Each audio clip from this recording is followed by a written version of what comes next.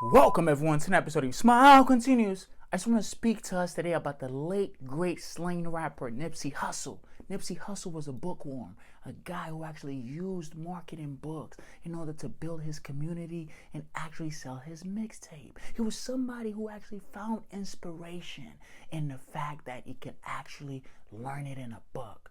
A biggest quote that I actually got from one of my mentors when I was a young aspiring basketball player, 13 years old, working in a YMCA gym. And he stopped and told me, he was like, Edicon, everything you're looking for is always going to be inside of a book. So if you're looking for a technique on a better jump shot, if you're looking for a technique on how to better know how your mind works, in order for you to further push through the monotony, through the fatigue, and actually build a mental fortitude, and to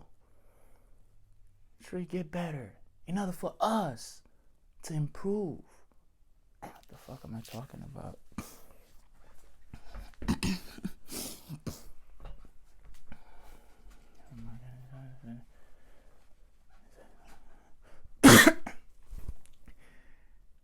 Welcome everyone to an episode of Smile Continues. I just want to speak to us today about the late great slain rapper Nipsey Hussle out of Los Angeles.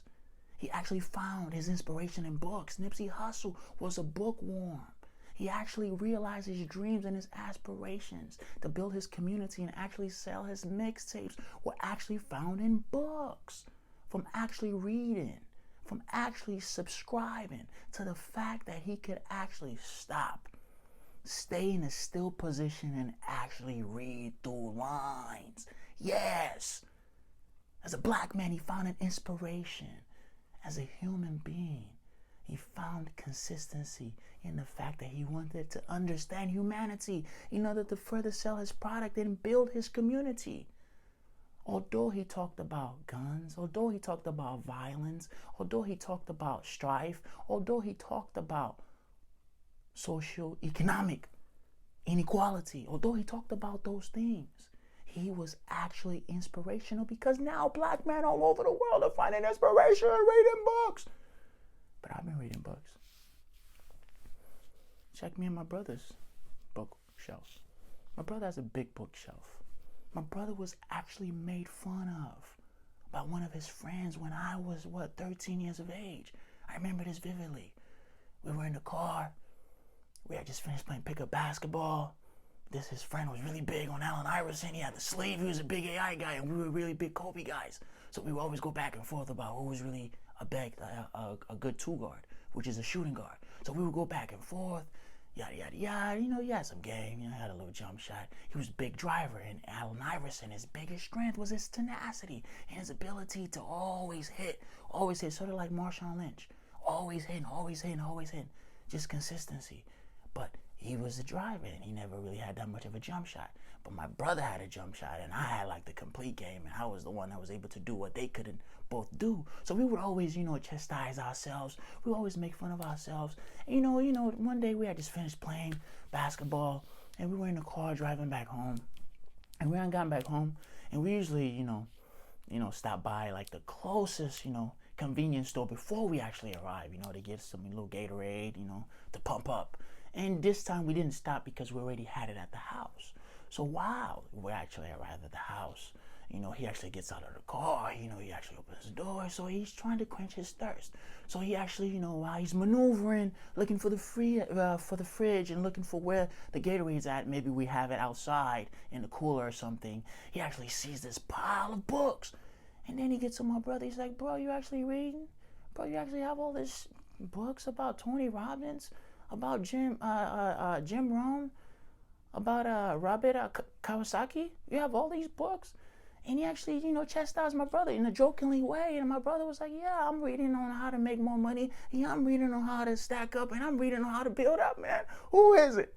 And I kind of took heed because of the fact that a lot of us weren't doing that. A lot of us didn't take pride in doing that because we were told, if we're not running and jumping, if we're not dunking, if we're not entertaining, shucking and jiving, bobbing and weaving, we're not welcome to the party. But now it's been shown that we can actually use this marketing, sales, techniques, and actually get better with the demonstration and actually improve and get better with our situation.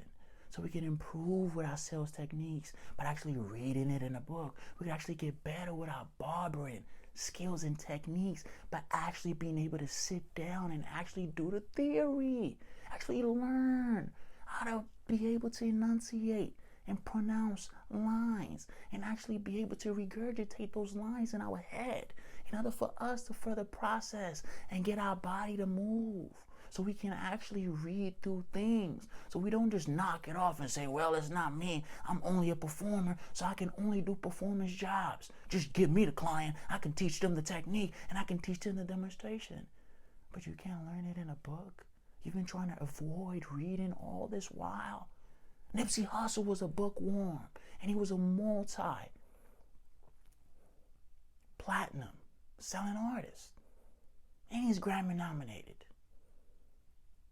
I want you to know he was a bookworm because he was inspired to actually get better and use the techniques to actually help his advertising, his sales, his technology skills in order for him to build Vector 90, in order for him to build our own opportunity